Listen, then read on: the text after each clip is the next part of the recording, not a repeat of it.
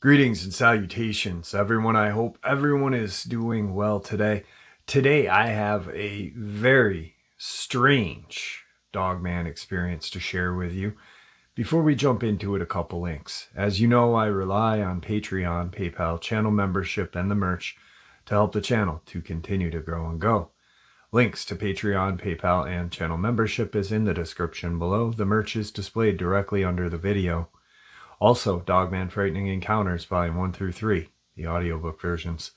They were written and researched by Tom Lyons, narrated and produced by me, Jeff Nadolny. Those audiobooks are available on Audible, Amazon, and iTunes, links to which are also in the description as well.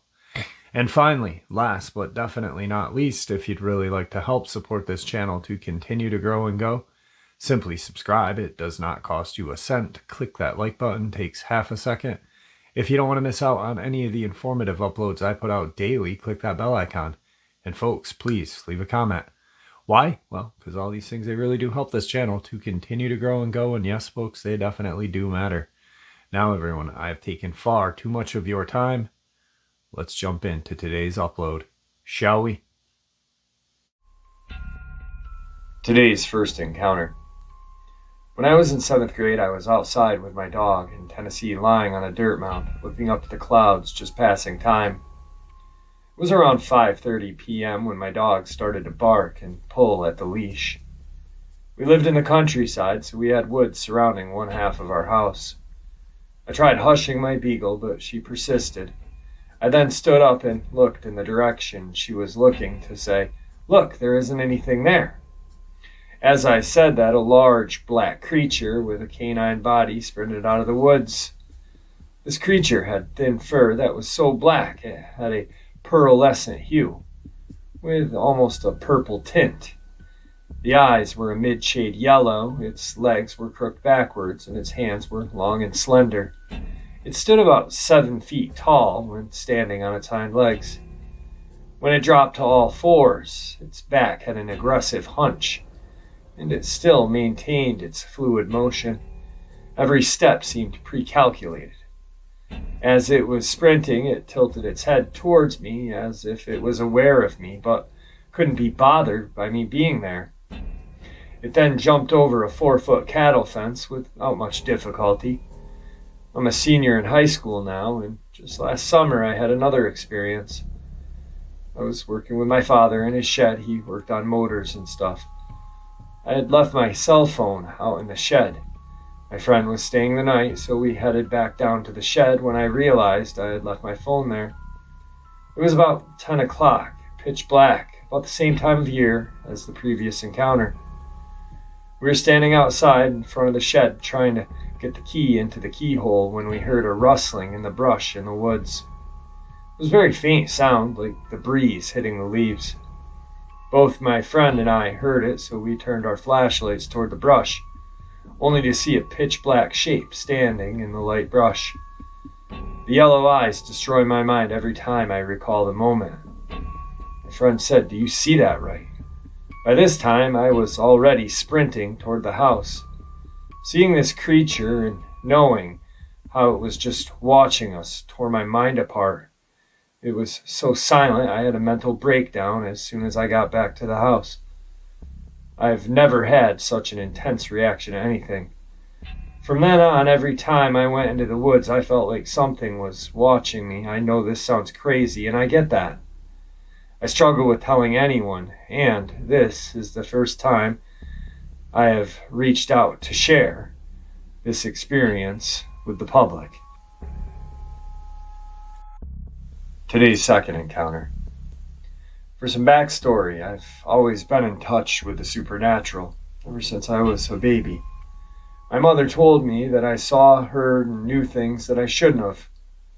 But when I got older, I started to repress this side of me, always trying to explain it by using science, but sometimes there are things that not even science can explain.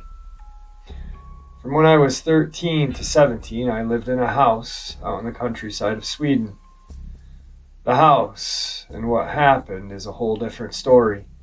We lived right by a lake. We had a dock with some old boats we found abandoned by a small beach near our home.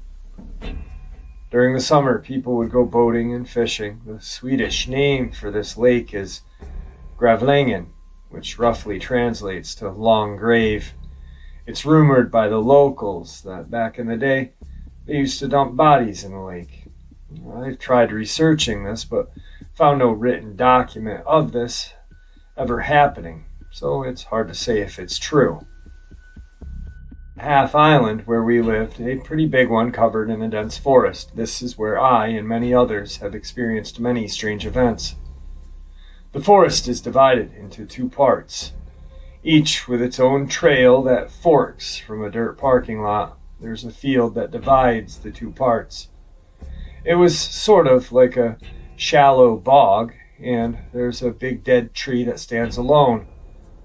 There's the right side of the forest where many would walk along the trail to get to the cape, which was deep in the forest.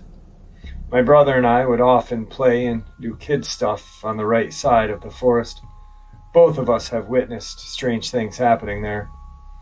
One of these instances is when we were deep in the forest around autumn, exploring and fighting with sticks. Then all of a sudden a man wearing a simple button-down shirt and brown suit pants just walked straight out of the bushes. Naturally, we were startled, but greeted the man politely. Now, what I found strange was that he walked really stiff and had a blank facial expression. His clothes he was wearing weren't weather appropriate since it was cold. When we greeted him, he just stood there, looked at us, and without saying a word, walked stiffly in a straight line into the thick tree line. Now, this incident is one of more explainable and tame events that happened in that forest, but nothing compares to the horror I experienced on the left side of that forest. The left side of the forest was rarely visited by anyone. It was mountainous and dense with trees and other vegetation. Prior to this experience, I had never really visited any part of that forest. This happened when I was 15. It was January of 2017. And it had recently snowed. It was cold. Winter morning, and I was bored out of my mind. I decided to take a walk in the forest with my dog we had at the time. His name was Coda, and he was a Shar-Pei, not the prettiest dog, and a bit of an asshole, but I loved him nonetheless. I put the leash on him, and we set off towards the forest. We get to the fork, and usually we would walk on the right side, let him off his leash, and he would run around, but sticking relatively close as I walked. But that day I wanted to explore the left side. It was like I had never known about that left side until that moment. Curiosity and a sense of adventure, I set off onto the trail leading up into the part of the forest, walking along on the edge of the field until the path leads up into the forest itself. We walked along the path, climbing over fallen trees and then downward until we entered a clearing. I unleashed Coda, and he runs like a maniac, as he would often do. The first thing I noticed was 4 oak in a near-perfect square. I even took some pictures. Past the oak, there were some young trees on the right-hand side of the far end of the clearing. If I remember correctly, it was birch. Then there were tire tracks that led into the forest to the left.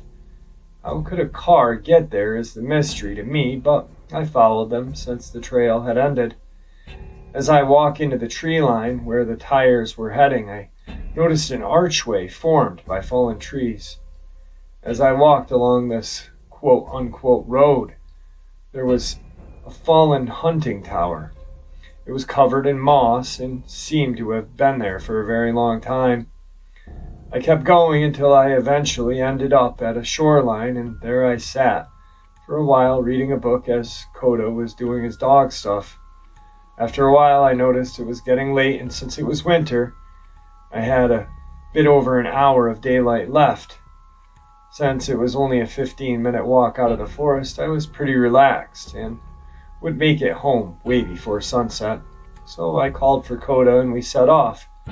This is when it happened. We walked the same way that we came, Coda walking ahead as he would, Getting closer to the clearing, Coda makes it there before I do. As soon as he entered the clearing, he took a sharp right behind a tree and completely vanished. I was stunned. I got to the clearing, and as soon as I entered, it was like the world was put on mute. No wind, no birds, nothing. Only the sound of my breathing. It had started to snow as well. I walked further into the clearing, and I was all of a sudden overwhelmed with a feeling of dread, like my whole entire body was setting off alarms. I called out for my dog, and usually, not always, came right away. But there was no sign of him. He's not a gracious dog. You'd hear him if he was close, but he was gone. At this point, my body was in panic mode. I needed to leave. My brain was screaming for me to run, but I couldn't without Coda. Then I felt eyes all over me, coming from all around me. I felt like I was being watched by 1,000 eyes. I noticed it was getting dark far too quickly. Every second it was getting darker and darker. I was standing there too afraid to move, crying and desperately calling out for my dog. I was there for 7 minutes, and every second felt like a lifetime, and then I heard a loud snap of a branch breaking. I looked in the direction it was coming from, and that's when I saw it. Standing in the tree line far from where I was standing. It was only for a second, but that image is still burned into my mind to this day. It was huge, easily over 7 feet tall, and covered in the darkest black fur. It had the body of a moose, really thick, long front legs, and shorter hind legs. The head was of a predatory animal that I had never seen before. It looked like that photoshopped picture of a horse with a dog's mouth. It was the most horrifying thing I had ever seen. The eyes are what I remember the most. It was like looking into the embers of a fire. There was so much hatred in those eyes. Even if I only saw it for a second, like a flash, I still saw its eyes, even when I closed my eyes. Like when you stare at a lamp or a sun. I thought this was the end. Time stood still. Moments later, Coda comes from the tree line from my right. He walked right up to me and sat next to me. He never did this. I put the leash on him and bolted out of there. It was really dark at this point, and I could barely see where I was going. The feeling of terror was also added with the feeling, if I stop, I will die. I ran through the forest on the trail, practically jumping over fallen trees, and ran down the hill. As soon as I got out of the forest, the feeling of terror stopped. I caught my breath in the dirt parking lot and noticed the sound of the wind again. The sky was significantly lighter as well. I felt safe. I went home, ate dinner, and did not say a word about what happened. A few months later, I asked my mother about the left side if she ever went up there. My mother is a medium, so she feels bad energies and stuff like that. She told me that she stays away from the left side. She feels a very dark energy coming from up there. That's when I knew that what I experienced wasn't just a figment of my imagination. So why am I sharing this now? Well, my brother and I were talking about that place, recalling childhood memories. That's when he told me his scariest experience in that forest. He told me that he was on a walk on the right side, far in on the trail. He saw a deer leg placed half in the tall brush next to the trail. He said he remembers that it was fresh because blood was still dripping. He thought it was gross, kept walking, thinking no little of it. He walked to the cape and started to walk back. That's when his body felt that tense and the feeling of being watched. He picked up his pace until he got to where the deer leg was. That's when he noticed it was gone. It had only been 20 minutes since he was last there. That's when he knew he had to leave. Now, this could have been some fucked up hunter playing a prank, but he doesn't recall hearing any gunshots since the leg was fresh. It couldn't have been a wild animal, since the half island isn't big enough for wolves, bears to live up north. When he told me that, I knew that it was the entity. There is definitely something wrong with this place. I know as long as I live, I am never stepping foot in those woods again. I've been trying to figure out what that thing was. Today's third part of the upload. Last October, I decided to go hiking each weekend in a different spot related to Michigan folklore. One of those trips was swinging out to Cadillac with a friend to check out the area where the Michigan Dogman originated. Starting at the lake, we took the White Pine Trail about 4 miles out before heading back, all in the bright light of the day. The first chunk of the trail is very populated as it takes you out of town. There's even a trail cat belonging to one of the houses off of it that came and snuggled us for a bit. But you eventually hit an intersection where the woods kind of start. On our way back, we crossed that intersection, having stopped to check for cars as it was super slow. And as we finished crossing the street, we both froze. After a few seconds of our own silence, we both started whispering to each other under our breaths. I pulled out my phone and started recording, but the sound didn't happen again. And we eventually carried on our way after a few minutes of hushed speculation. What we heard specifically were 3 subsequent howls of varying pitch, a middle note, a higher one, and then the lowest of all 3, all seeming to come from the same exact spot, and all sounding like they came from the same creature as well. Each howl lasted about a second, like half notes to a song something was trying to sing. In fact, we walked away only half joking, saying it felt like we were being serenaded by the Dogman himself. We still can't figure out what could have made that sound. It came from a small batch of brush on the northwest corner of the intersection, but there was nothing in there when we looked, and the batch was too small, maybe 5 feet deep, with too much empty space on the other side for something to run without us seeing it in ease. Just curious if anyone has ever been to Cadillac area and heard similar noises. There were no bad vibes or anything while we were experiencing it. If anything, we left that area feeling like something had been trying to play with or delight us a little bit. Thinking about visiting there again later. This fourth part of the upload. Before I begin, I would like to say that this is a very long experience. It's something that's haunted me since I was 6, since my first encounter with this creature. I've had dreams about this and 2 very specific encounters with the creature. I'm sharing this so I could possibly find help on what to do or how to get rid of this creature that's been hunting me since I can remember. For some background, I'm a 21-year-old female and still worry about this creature finding me, but I'll get into that detail later. I would always go camping with my grandparents, who I call Grammy and Grampy. At the end of my school years, I would always look forward to it, since I grew up loving the outdoors and the woods, especially loving camping. Loving the idea of having s'mores, taking long hikes, being around a campfire, and of course the wildlife we would see. Now, I grew up in California, mostly near cities, so the forest was like my true home. I always preferred being near trees and dirt rather than buildings and crowded places. Besides, the woods were much quieter and more peaceful. I always felt safe when I was there, like nothing could ever hurt me. But something strange would always happen at the end of the month of May. I would have this reoccurring dream during the last week of my school year. I would be in the woods walking alone down a dirt trail.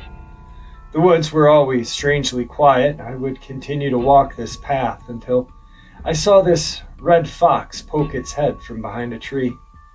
Its eyes were always strangely human-like, but they were yellow and somehow looked like teddy bear eyes.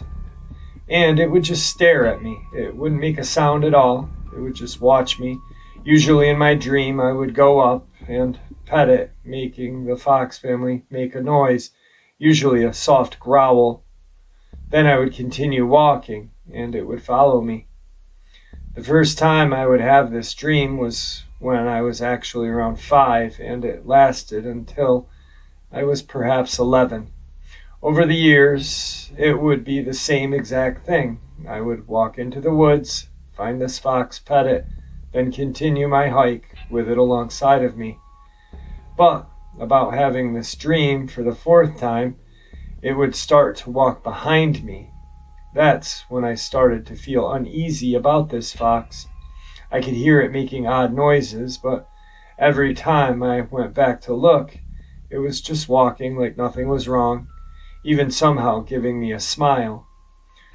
Sorry to go on about the dream, but I now believe that it was a warning of this creature. Now that the dream is out of the way, I can talk about my first true encounter. I was 6 years old and was going on a camping trip with my Grammy and Grampy for about a week. Of course, I was very excited about it, being able to barely keep myself in school seat for the last day of kindergarten. They had picked me up right as the bell had rung and already had the camping trailer attached to my Grampy's truck. I remember he drove an old red truck that only had 3 seats, me always being in the middle. It took about 2 hours to get there and another good hour to find our usual camping spot. It was deep in the woods and far from other people, as my Grammy wasn't too fond of being around other people while we camped. As they were setting up the camping trailer, I'd wander around the campsite, loving to dig in the dirt for bugs. I sat down on the dirt and started to dig, but I noticed how strangely quiet the woods were. It was never quiet, not even in the dead of night. I thought that was odd, but being only 6, I didn't think too hard about it. As I continued to dig for bugs, however, I thought I heard my Grammy call for me. She would usually call me Sugar Booger, that being a nickname she gave me since I was born. That's what I had heard. It sounded like she was very far away and somewhat sick. Sugar Booger. I looked up where I had heard it come from, that being from the woods, but there was no way she was there because she was still unloading stuff from the truck. Even at the age of 6, it didn't feel right, so I walked closer to my grandparents and stayed next to them. I soon forgot about my weird encounter, though, as we were beginning to have fun. For the rest of the day, we played card games, sat next to the campfire as we ate dinner, and stared up at the stars. I always loved seeing stars, never being anywhere where we lived. We started to get sleepy around 9 p.m., I believe, and we started to get ready for bed. There were bunk beds that me and my Grammy would sleep on, keeping our luggage on the top bunk, and we would sleep on the bottom bunk. Due to my Grampy's snoring, he would sleep on the couch in the trailer. I would always sleep next to the trailer window, just in case I couldn't sleep and wanted to look outside. I fell asleep pretty quick, though.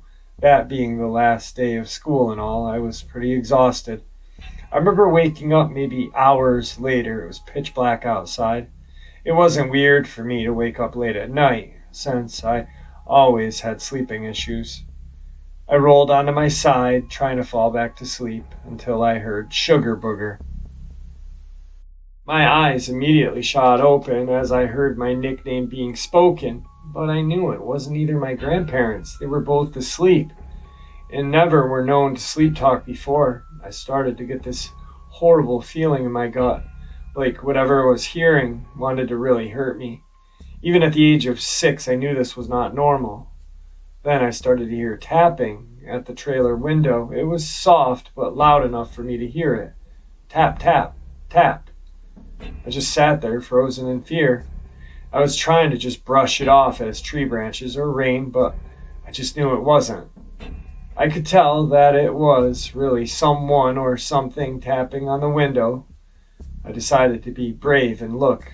Big mistake. I pulled the curtain away only to peek. and all I saw were these large yellow eyes. They seemed glassy, yet not entirely real. They looked like a giant teddy bear eyes, but cold and unwelcoming.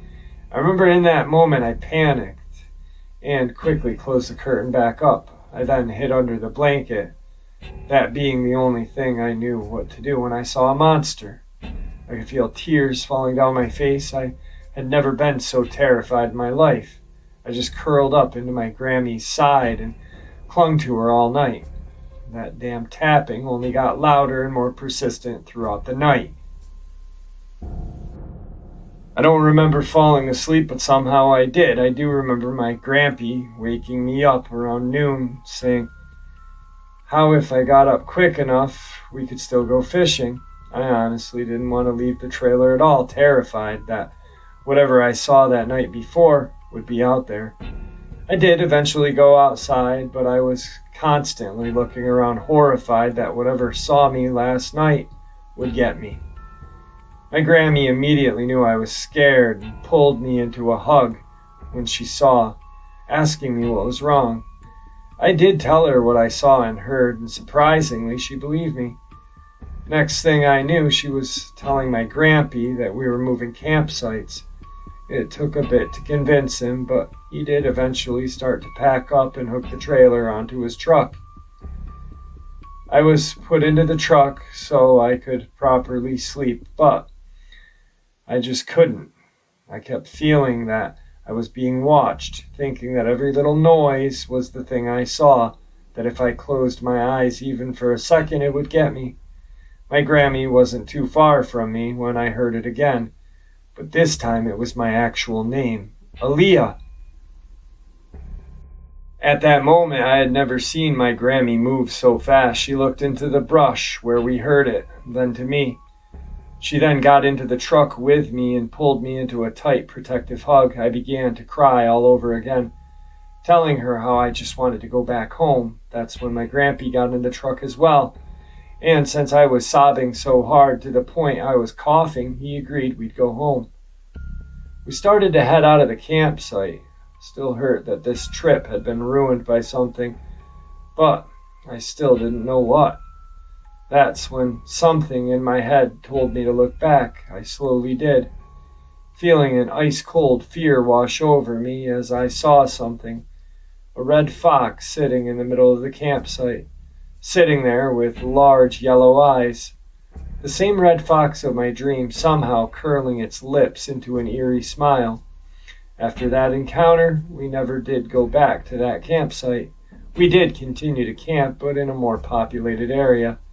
I did not tell my grandma what I saw, but she had told me to trust my gut. She knew that I was sensitive to certain entities, and that would help me if I trusted it. Now this would be the end of the story, but I'm afraid it isn't. There was one more encounter I had with this creature, and it was much more terrifying than the first. The second encounter I had was when I was 17 years old, many years later. And by this time, I knew very well what these creatures were, and I was still very paranoid every time I went near wooded areas. I still worried about seeing that fox, but I never really thought about it too much. Me and my two younger siblings were staying at a relative's house for Christmas. Then, living way up in the mountain area, I think they were my great aunt and uncle, but I'm not really sure. Where they lived, there was no service at all, so unless we hooked up into their Wi-Fi, we had no phones.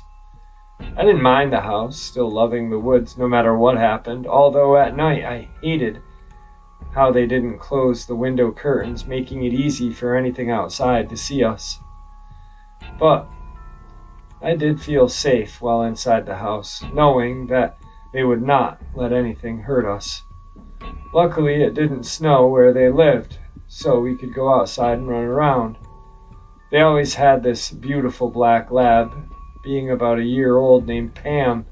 She was very playful and normally wouldn't listen to anyone but my uncle. Although she was easily excitable, she was a good puppy.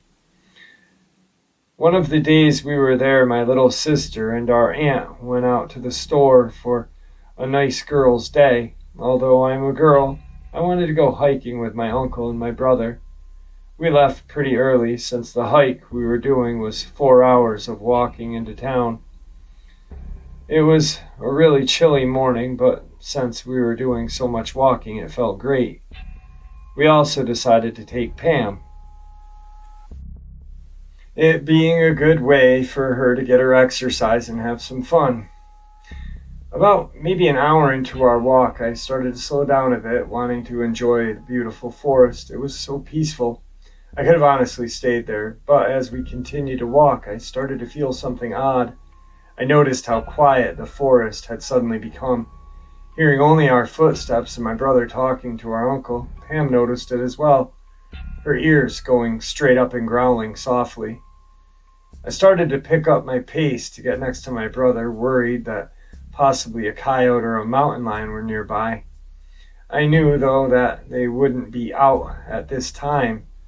Even if they didn't walk near the roads. My little brother was only 9 at the time, and being the oldest sibling, my natural instinct was to protect him. My uncle noticed the silence as well, telling us to stay close to him and Pam, who was now next to me and still growling. I began to feel that horrible feeling again, that ice-cold fear I once felt when I was 6. I tried so hard not to think of that creature, but it was all I could worry about. I was scared. I felt like I was back to being that scared 6-year-old little girl again. I had to stop for a moment, though. Seeing my shoelaces had come undone, I quickly kneeled down to tie them back up. Trying to hurry and just get out of there, that's when I heard it. Aaliyah! At that moment, my heart dropped into my stomach, my eyes were widened, and I could just feel myself start to shake from fear. It was right next to me. I heard it clear as day. I slowly turned my head, and there it was. The same red fox, still having those horrid yellow eyes, and that same demented smile. Only this time, I saw it much more clearly. Its fur looked so matted and disgusting. The smell it had was like rotten, decaying flesh mixed with garbage. Its limbs were much too long for a normal fox, the back legs bending completely in the wrong way. Those eyes were still the worst thing about it, but now they looked emptier than I remembered. I wanted to scream, to run, to cry, but I just couldn't. I was frozen, as I was too scared to even blink. Then I heard it speak again. This time, however, it had mimicked my little brother's voice. Found you. Before anything else could happen, Pam suddenly jumped in front of me and started to bark like mad, snapping and growling so aggressively that it scared me out of my frozen trance. When I looked back, it was gone. I used that moment to run over to my brother and uncle, who didn't see what I saw as they were too far ahead by now, but I heard my uncle start to pray and sing a song under his breath, keeping my brother and myself close to him. I was just too scared to even look back, so I just kept my eyes on the ground and refused to stop walking. Pam had stopped barking, but she was still loudly growling and never left my side as we continued our hike. My little brother was a bit worried, but he thought it was just a coyote. When we finally made it into town, my uncle had called our aunt and told her to pick us up, something about it not being safe for us to walk back. Thankfully, she came and got us, but she was confused since we had talked about that hike for days. On the car ride back, Pam never left me alone. She was right with me the entire time. She knew that thing was after me, and she protected me. I was very grateful that she was with us. Who knows what would have happened if she wasn't? When we got back to the house, I was talked to by my uncle and aunt. Once I told them what happened and what I saw, they had started to pray and check that all the locks were shut tight, my aunt putting something around the doors. I now believe it was probably ashes, but I never did find out. Unfortunately, this made our Christmas vacation cut short, as they were worried that I was not safe while still in the woods. We had to be taken home the next day, then making an excuse of how there was an emergency with a friend that they needed to help them out. I felt horrible that this Christmas was ruined, but once I did leave the woods, I truly felt safe again. Before they had to drive us back home, though, they told me that it wasn't my fault, and that luckily it didn't hurt me or the other kids. It did make me feel a little better, but it still brought up a lot of questions and worries. It was still around how, why, what did it want with me? Does it want my soul, my body? Was I just going to be tormented by this thing forever? I still don't have the answers to these questions, and that's what really scares me. Now I've longed to move from California and now live in Kentucky. I do live in the woods, but so far that thing hasn't found me. I know that seems very stupid on my part, but life had changed a lot when I was growing up. I was given no other option to live somewhere else, and my grandpa in Kentucky was kind enough to let me live with him, so please don't call me an idiot for moving back to the woods. I had no other choice. Anyway, while I am happy it has not found me, I'm still worried. Can it still find me? Is it still hunting me? I'm not close to anyone who truly knows how to get rid of this thing. And that's why I'm sharing it now, because hopefully someone can give me some help. Today's final encounter. I wanted to take a moment to let everyone know why I went to the mountains in the first place. I wouldn't have rushed there unless there was a good reason, especially considering I was vacationing in Atlantic Beach and was 6 hours away. I received a call from T and J about an incident that occurred both on Saturday and Sunday night, September 25th and 26th of this year. T and J have a cabin near the North Carolina-Tennessee line. Saturday night they were both outside sitting on their deck when at exactly 5:50 p.m. two Neanderthal appeared, their words, not mine, from the tree line directly in front of their home facing them. T described them both as being tall, lanky men who were both facially deformed and had hairy patches here and there all around their naked bodies. She said the eyes were too large for their faces, but the cranium was tilted to the left side like its head had grown incorrectly, or if there was a huge tumor growing from that side of its head. Jay agreed with T on her description, except Jay took it a bit further. He began to describe to me something that had made the hair stand up on the back of my neck. Jay mentioned that one of these men were holding what seemed to be an arm, and I mean an arm only, the arm of a human person that had been snatched off a man or a woman. He recognized it as a human arm because of a smaller size compared to the feral's arm, and also because Jay is certain he saw a dirty cloth bracelet of some kind on the wrist of the arm. The feral lifted up the arm and took a huge bite out of the arm that he was holding. Jay said the arm looked very purple, swollen, and decayed, and that the feral was carrying the arm around like a snack. T and J smelled an awful smell like dead deer carcass as they stood up and ran inside. T is on the phone with the police while Jay is getting his gun.